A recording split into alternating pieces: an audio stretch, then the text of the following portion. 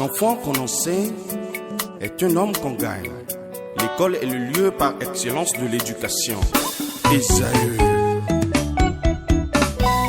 Étudiants, étudiantes, nouveaux bacheliers, parents d'élèves, une raison de plus pour choisir l'excellence. Et oui, bénéficier des demi-bourses et de réduction de scolarité à Esaü. Payer 250 000 au lieu de 500 000 en licence 1, 2 et 3 sciences juridiques, économiques, de gestion et en journalisme. Et pour les 100 premières inscriptions en administration des finances et administration générale, bénéficier d'une réduction et payer 400 000 au lieu de 500 000. En master 1 et 2, 500 000 au lieu de 800 000 en administration des affaires, 600 000 au lieu d'1 million en journalisme. Faites partie des 100 premiers inscrits en administration des finances et administration générale pour bénéficier de la réduction. Payez 800 000 au lieu d'1 million. À Esaü Cotonou et Parakou, la rentrée est effective. Le dossier d'inscription est disponible en téléchargement à l'adresse suivante: www.esaü.bj/esaü2019 ou renseignez-vous à Esaü Cotonou au 96 80 55 11 98 98 14 00 90 93 65 21. À Esaü Parakou au 96 68 16 14 97 77 51 47. À Esaü, l'épanouissement et le développement est au cœur de notre succès.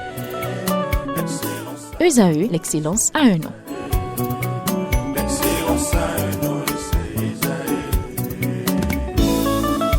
La rumba, c'est la musique des sages. Et Esaü, c'est l'école des sages. Bonsoir chez vous, c'est votre émission Ici tout se raconte. Nos sociétés sont identiques, dit-on, mais la société africaine et même occidentale doivent faire face à certaines situations que chacun de nous peut être confronté dans nos familles. Mais lorsque la situation de ce genre arrive, que faire? Oui, c'est la question, que faire? Le sujet de cet après-midi nous interpelle tous. Alors, dans quelques minutes, chaque intervenant nous dira ce qu'il pense du thème de cet après-midi. Le thème du jour: une fille adoptive peut-elle épouser le fils biologique de la famille dans laquelle elle a été adoptée? Oui, chers internautes, c'est le sujet de cet après-midi. Nos intervenants: Joseph Barr-Lévy, il est spiritualiste. Bonsoir. Bonsoir. Également avec nous, Monsieur Adé Bada, il est juriste et consultant antique. Bonsoir. Bonsoir Tatiana, bonsoir les internautes. Il est là, calé, ce samedi. Lui, c'est Jean-Marius Benouessou. Il est moraliste et philosophe. Bonsoir. Bonsoir Tatiana. Il nous a rejoint, lui, c'est Eric Christian Aounou. Il est photojournaliste. Bonsoir. Bonsoir Tati. Nangadef. Magnifique. Voilà, chers internautes, le plateau est complet. La première question, je vais la poser à Monsieur Barr-Lévy. Alors, dites-nous, une fille adoptive, pour vous, c'est qui? Bon, la fille adoptive, ça répond à deux questions. D'abord, au niveau du droit, vous allez dans une maternité, dans les villages SOS, là, ou bien dans les orphelinats, vous adoptez un enfant. Comme vous ne faites pas d'enfant, vous acceptez de prendre l'enfant comme votre propre enfant et vous lui donnez votre nom, il porte votre nom. C'est-à-dire il est votre enfant légal et il est votre enfant légitime. Ça, c'est un cas. Il arrive dans les situations africaines. Dans l'ancien temps, il y a des hommes qui sont complètement là, qui ne font que des filles et ils n'ont pas de garçons. Alors, il peut aller prendre l'enfant de son cousin ou bien son frère. Il adopte dans sa cour parce qu'il n'a pas de garçon. Et il garde l'enfant comme son propre enfant, son propre fils. Il a même dit que la femme peut même l'hériter. Voilà. Monsieur Christian Aounou, dites-nous, pour vous, une fille adoptive, c'est qui? Une fille adoptive, c'est un enfant de la maison. Parce que à partir du moment où elle a été adoptée, intégrée à la famille, normalement, on ne la regarde plus comme un enfant ou une fille venue d'ailleurs. Donc, c'est un enfant de la maison. Jean-Marius. Bon, je me permets de commencer d'abord par définir ce que c'est qu'une adoption. L'adoption vient du mot latin adoptare, qui veut dire choisir, donner à quelqu'un son identité. Alors l'adoption adopter quelqu'un, c'est un acte juridique qui se passe entre deux personnes, c'est-à-dire l'adoptant et celui qui est adopté du moins, des relations de droit analogues et celles qui résultent, n'est-ce pas, de la filiation. Comme l'a dit M. Lévy, l'adoption, dans ce cas, est une adoption légale. Mais il y a aussi cette forme d'adoption en Afrique que moi j'appelle plutôt parrainage. Parce que quand on parle d'adoption, c'est forcément juridique. Et on peut choisir, pour une raison ou une autre, d'adopter un enfant, ou du moins de garder un enfant, et au fil du temps, le temps que l'enfant a passé avec vous, l'enfant méconnaît parfois même en matière de principes et de valeurs ses parents biologiques et devient ainsi le parent de ceux qui l'ont élevé, ceux qui l'ont éduqué. Monsieur Adebada, lorsque dans votre famille, vous décidez d'adopter une fille, pour vous, qu'est-ce qu'elle représente? D'abord, juridiquement, cette fille, c'est ma fille parce qu'elle a mon nom.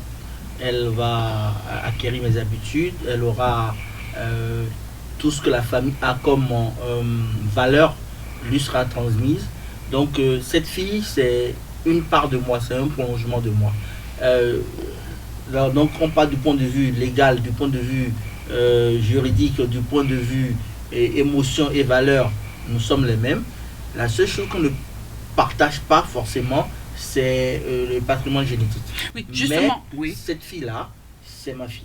Oui, vous ne partagez pas le patrimoine génétique. Alors, Monsieur Bar-Lévy, dites-nous un peu, en Afrique, que représente cette fille-là?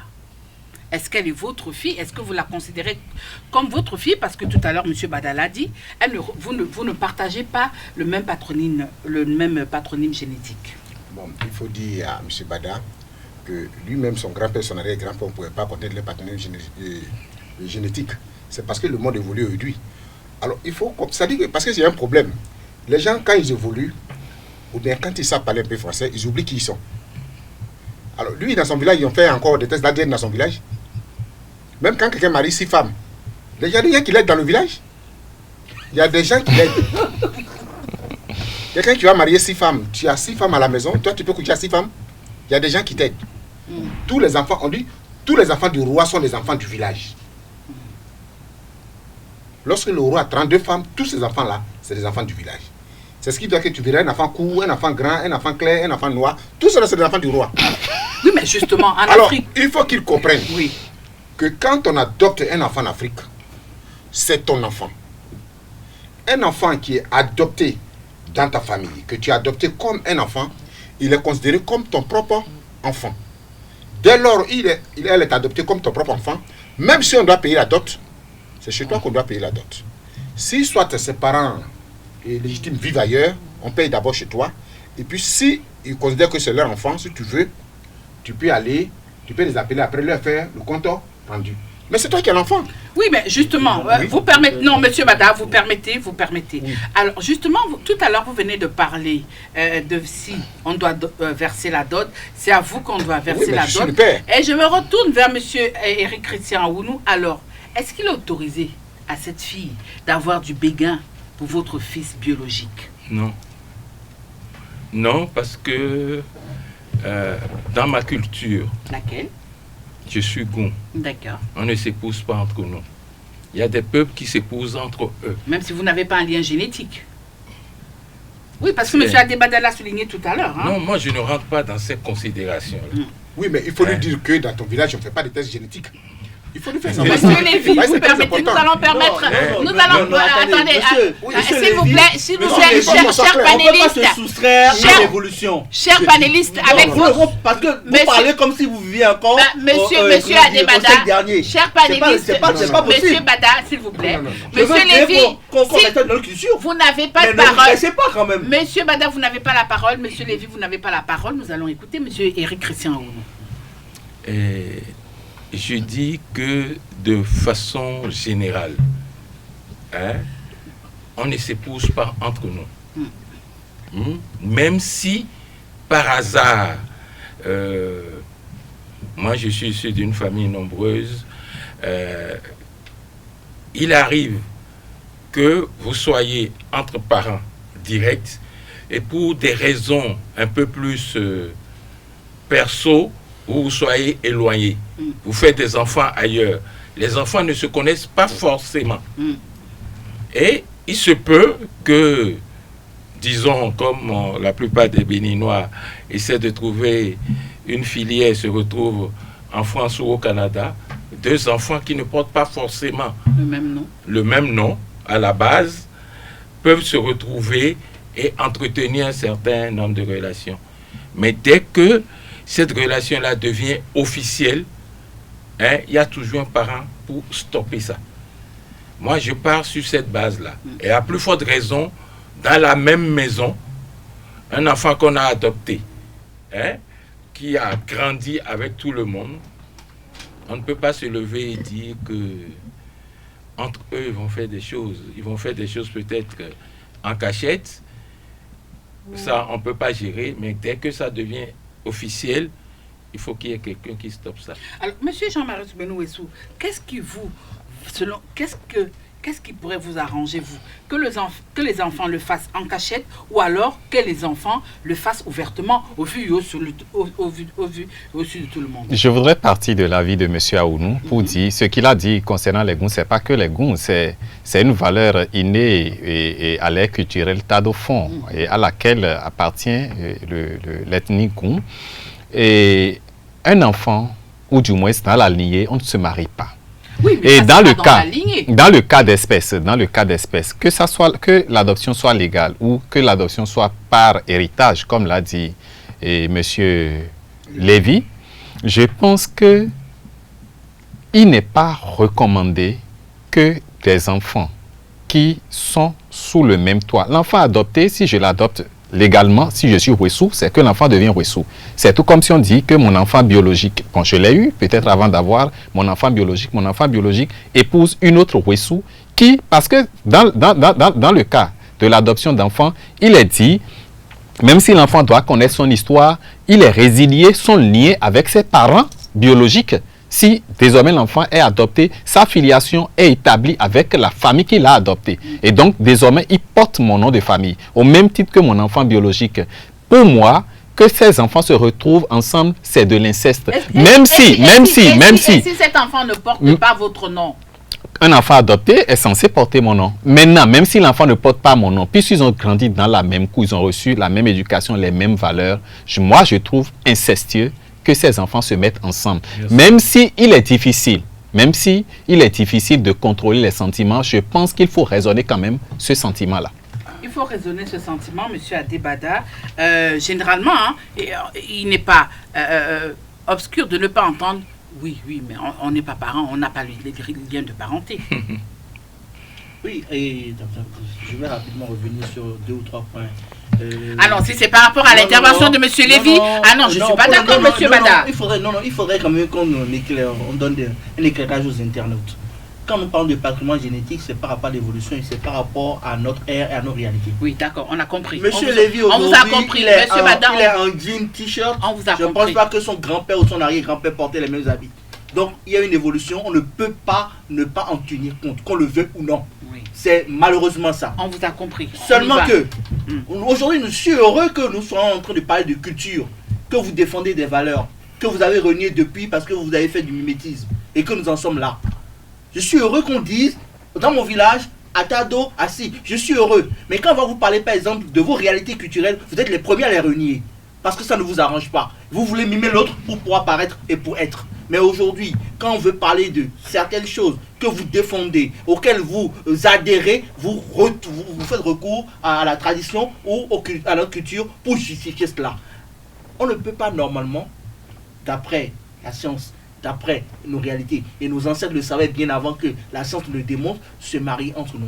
Oui. Nous avions ça comme règle, comme norme à la base. Donc un enfant, normalement, qui est adopté, ne devrait pas se marier avec un enfant de la maison. Biologique. Mais aujourd'hui, à quoi nous assistons?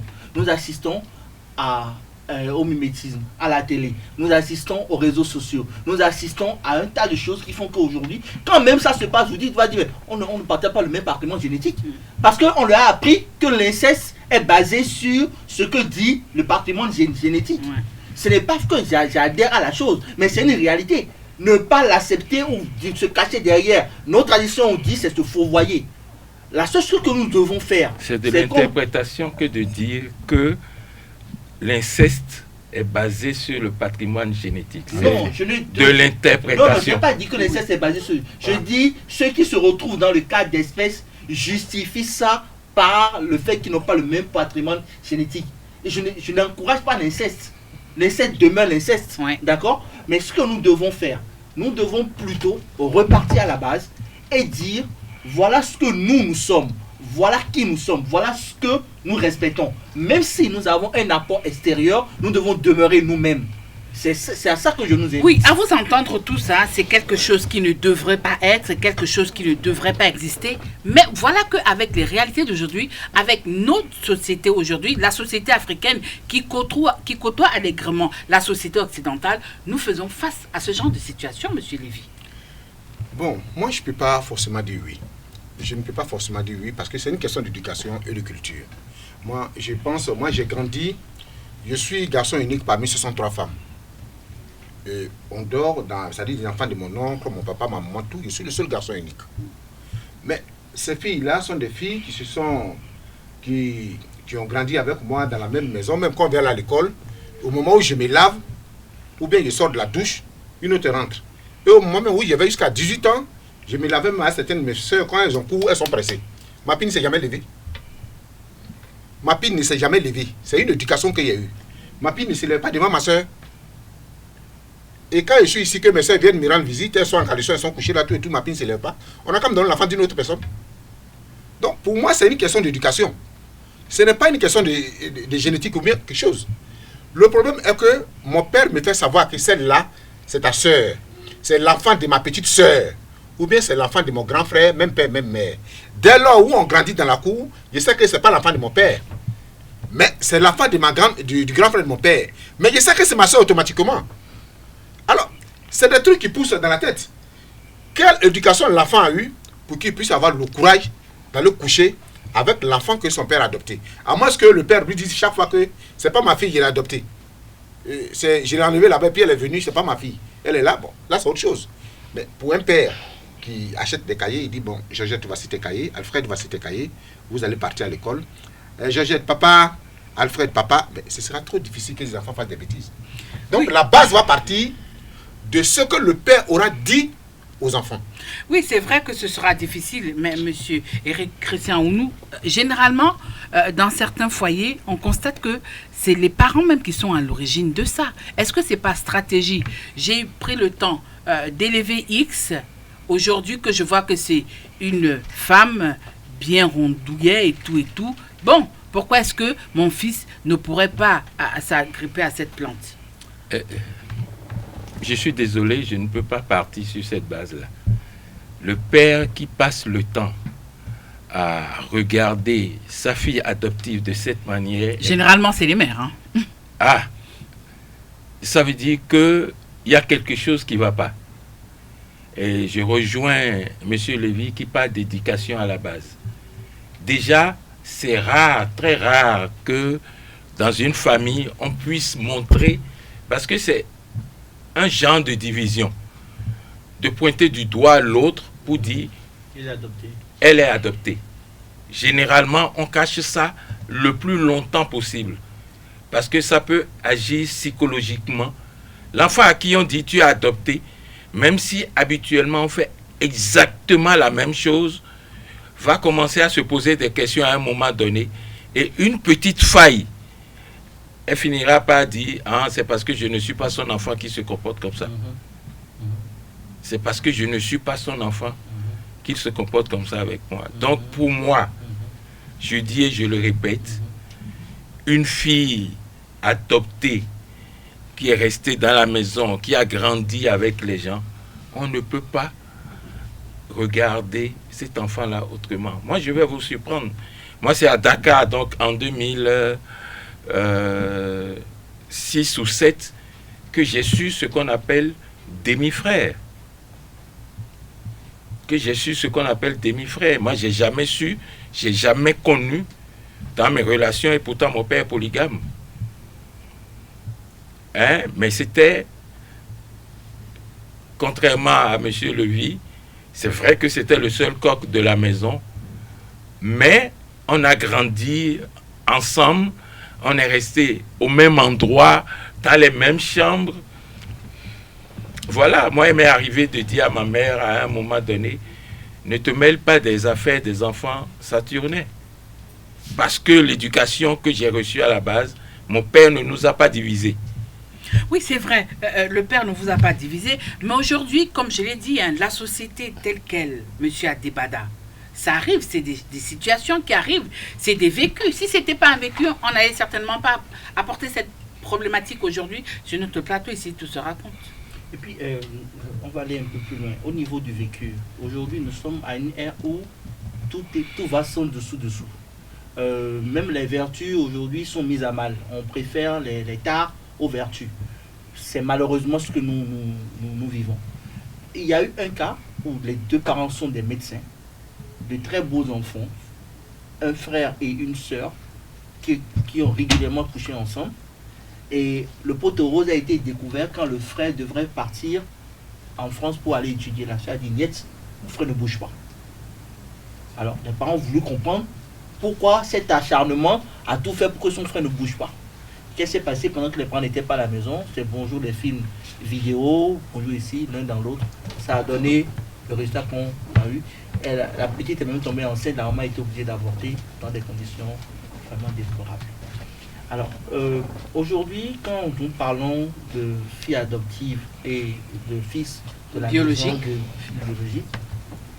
M. Aoun a dit tout à l'heure, on ne le fait pas savoir. Parce que même dès que la fille même sait qu'elle est adoptive, son comportement change. Et elle peut se prévaloir de certaines choses auxquelles qu'elle trouvait normales auparavant. Elle va commencer par dire, attention, il y a une différence. Ça, par exemple, c'est un cas que moi j'ai vécu, où il y a une fille adoptive, elle est venue dans la maison à 2 ans, on l'a élevée jusqu'à ce qu'elle ait 21 ans, elle a fait son bac, elle a fait son truc là, mais à partir du moment où elle a su qu'elle est une fille adoptive, elle a cherché à connaître ses vrais parents, et ça fait du bruit. Et c'est après ça qu'il y a un autre garçon qui était adoptif dans la même maison, elle a dit, c'est avec lui je sors ou rien. Mais ça a créé du tollé, les parents n'ont pas été d'accord, mais ils se sont imposés. D'ailleurs, vous n'êtes pas nos parents. Ça, par exemple. Vous dites quoi? Alors, les parents, ils ont donné la meilleure éducation qu'il fallait. Ils ont fait de leur mieux. Mais une information, tout à l'heure, M. Aoun a dit, il suffit d'un grain de sable pour que toute la machine tombe à l'eau. Donc, à un certain moment, vous avez beau donner la meilleure des éducations, vous avez beau faire tout ce que vous avez fait de façon optimale, il y a des situations qui créent des désastres. Parce que nous nous retrouvons dans des cas où vous ne pouvez ni aller devant, ni aller derrière, parce que les intéressés s'opposent à vous. C'est leur volonté qui passe. Donc, il faudrait que les parents jouent leur rôle. Et quand on dit les parents jouent leur rôle, il faut vraiment être présent dans la maison. Il ne faut pas différencier les enfants. Et il faut aussi pouvoir contrôler. Par exemple, moi j'ai des parents qui refusent à leurs enfants de regarder la télé à une certaine heure. C'est à prendre ou à laisser. Il faudrait que nos parents actuels aussi commencent par prendre leurs responsabilités. Oui, mais monsieur Jean-Marc Benouessou, est-ce que c'est parce qu'un parent va refuser à son enfant de regarder la télé à X ou à Y heure que forcément on peut faire... Oui, c'est vrai.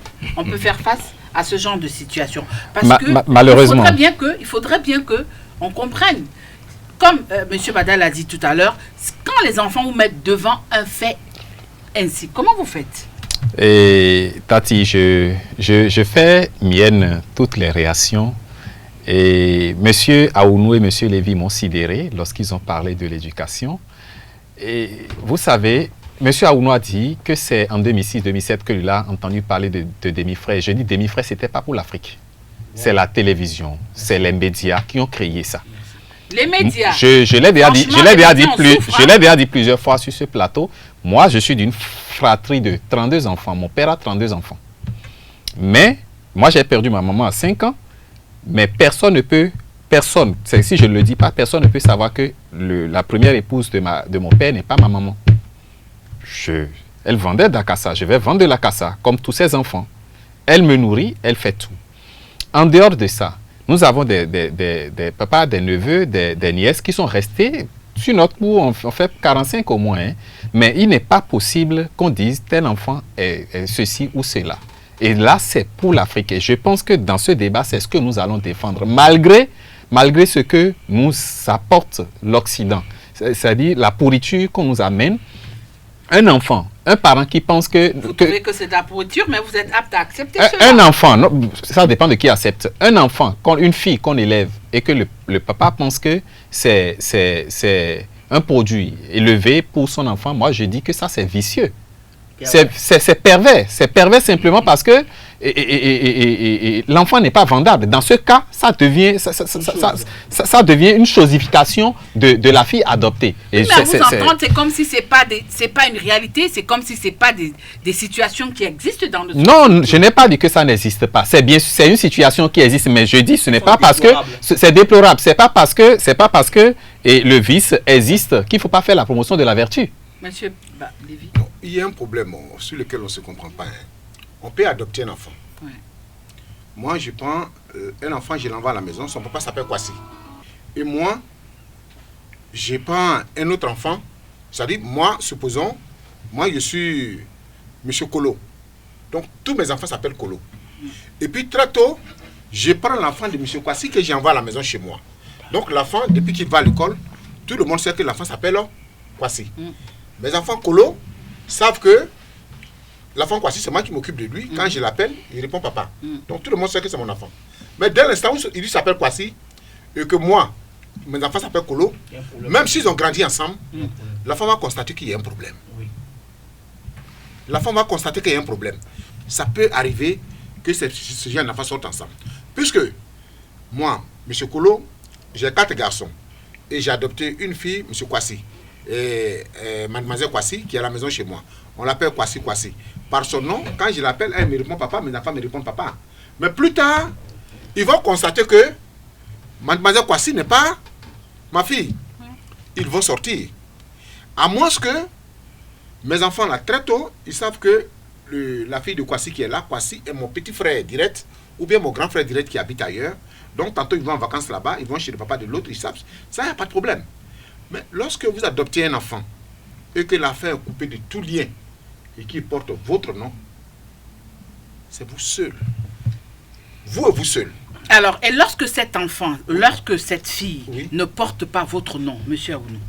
Moi, une chose est certaine. C'est-à-dire que vous avez dit tout à l'heure qu'il y a des situations qui s'imposent à vous, que vous ne cautionnerez jamais. Les enfants peuvent se lever parce que vous leur avez parlé à la maison, ils disent c'est ça qu'on veut faire. Mais votre position à vous doit être claire dès le début. Et si ça doit aller au mariage, vous n'assistez pas à ce mariage-là. Il ne faudrait pas qu'on dise après, oui, ils ont dit non, ils ont fait. Non, c'est non. Ce n'est pas possible. Pour moi, ce n'est pas jouable. Même non ou pas même non, vous avez grandi ensemble. Dans la même cour, dans la même maison. Hein? Une expression vulgaire, ce n'est pas un poulet qu'on est venu élever à la maison pour qu'après, on tombe dessus et qu'on dise on va manger ça. Ce n'est pas jouable. C'est pas jouable. Est-ce que vous êtes forcément de cet avis, M. Bada? Oui, bien, je le rejoins dans la forme, dans le fond, parce que quand vous partagez quelque chose d'aussi intense que des relations fraternelles sur la durée, vous êtes devenus des frères. Et c'est vrai, bon, peut-être qu'on retourne au début du monde où l'inceste était la norme pour évoluer, mais de nos jours, on a déjà passé cette étape et on ne saurait le répéter. Sous d'autres cieux, ça se fait, pour diverses raisons que je ne connais pas, je ne peux pas défendre ici, mais chez nous, notre culture, nos us et coutumes ne le permettent pas et on ne peut pas se renier. Étant donné que nous nous reconnaissons tels quels et que nous voulons faire allégeance à qui nous sommes, nous ne pouvons que refuser cet état de choses. Alors, dernier tour de table, chers internautes, vous allez me donner tous votre position. Alors, une fille adoptive, est-ce qu'elle peut, oui ou non, s'enticher du garçon biologique. Non. Monsieur Jean-Marius Benouessou, Je je n'ai pas pense- encore passé la parole, monsieur Bada. Je pense que c'est non. Une fille adoptée est enfant au même titre que l'enfant biologique. Et donc, l'enfant biologique et l'enfant adopté, à mon sens, partageant les mêmes valeurs. D'ailleurs, dans tous les sens d'adoption, cette fille est sœur à mon enfant biologique et pour moi, leur relation, leur lien sur le plan sentimental est de l'inceste. Monsieur Barlévi. Bon, vous savez, dans la société africaine, c'est deux familles qui se marient. C'est deux familles qui se marient. Et c'est l'alliance des deux familles qui forment une famille. Alors, si mes deux enfants se marient, c'est la famille de qui et qui se sont mariés. Et même si vous étiez ma fille, que vous portez mon nom parce qu'il vous a adopté, et que lui, il est mon fils et puis il porte mon nom, le jour que vous allez fournir des documents à l'état civil, on va constater, on saura que vous avez le même père. Parce que sur votre essai de naissance, vous allez porter le nom du même monsieur. C'est peut-être les mamans qui vont différencier. Mais on ne peut pas accepter que vous mariez. Et donc, c'est vrai que vous pouvez voler. Si vous voulez que vous arrivez à faire un enfant, et puis ça s'impose à moi, je ne pourrais rien dire parce que moi, selon la loi que je pratique, je ne peux pas me permettre de faire un avortement. Donc vous aurez accouché un enfant insexué où l'autre, chacun, le fils a pour sa maman, et son papa, et l'enfant son papa, et puis son oncle. Et puis l'enfant aussi, sa maman et sa maman, et puis à la fois sa tante. Et puis moi, je suis les deux grands-pères à la fois. Bon, vous allez vous constater que c'est pas faisable. C'est pas faisable. Et donc très tôt, il faut rapprocher les enfants. Parce que quand les enfants sont rapprochés, moi comme ça, j'ai plus de relations avec mes cousins, mes cousines que mes propres frères et sœurs. Parce que je n'ai pas vécu avec mes frères et sœurs. J'ai plus vécu avec mes cousins et mes cousines. Et donc, selon moi, il y a beaucoup de confidence. Au point où on est plus parents même que les enfants que maman a couché. Ouais, puisque on n'a pas vécu ensemble. Mais les autres, là, s'il y a un problème, ils savent réellement que leur frère a un problème. Monsieur Adebada. Et non, je pense qu'il faut éviter de se retrouver dans ce genre de situation afin de permettre à non seulement le respect de nos traditions, de nos us et coutumes, mais également d'être en accord avec tout ce que notre milieu nous a donné comme héritage. Quand on n'est pas, on est frère et sœur, on le demeure à vie. D'accord? Et autant que tant que c'est possible d'éviter de se retrouver dans de tels genres de relations qui, oui, existent. Il ne faut pas qu'on se trompe. Hein. On a beau dire ici, c'est pas bon, ça existe même dans des familles béninoises et qu'on sort. Il ne faut pas se tromper. Mais à moins qu'on, comme l'a dit tout à l'heure M. Lévy, on soit devant le fait accompli, tant qu'on peut éviter ça, il faut l'éviter. Une fille adoptive peut-elle épouser le fils biologique de la famille dans laquelle elle a été adoptée, Monsieur Aounou, même si le bonheur de votre fils passait par cette fille? Il n'y a pas de bonheur. C'est une malédiction que tu veux cultiver, que tu veux protéger. Il n'y a pas de bonheur possible. Je crois, vous êtes femme, vous allez bien vouloir m'excuser, dans les familles polygames, malheureusement, ce sont les femmes, nos mères, qui cherchent à développer cet esprit de division d'un certain nombre de choses. Et si les enfants sont faibles, rentrent rapidement dans ce jeu-là. Maman a dit, moi je vous ai dit tout à l'heure que c'est une situation donnée où j'ai dû faire quelque chose à mon grand frère que ma maman a appris bien plus tard et a voulu poser une question. Ma seule réponse a été, maman, ne te mêle pas des affaires des enfants de Saturnin. Point.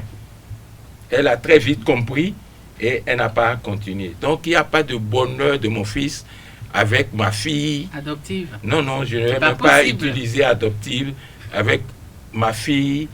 Ce n'est pas possible. Si ça peut se faire, ça veut dire que si le papa est polygame, les enfants peuvent s'épouser entre eux. Voilà. Puisque ce n'est pas de même mère. Voilà, chers amis internautes, chers téléspectateurs, non, non, non, non, multiplié par non égale non. Les panélistes de cet après-midi l'ont dit, une fille adoptive peut-elle épouser le fils biologique de la famille dans laquelle elle a été adoptée? Non, tout simplement. Bonsoir chez vous.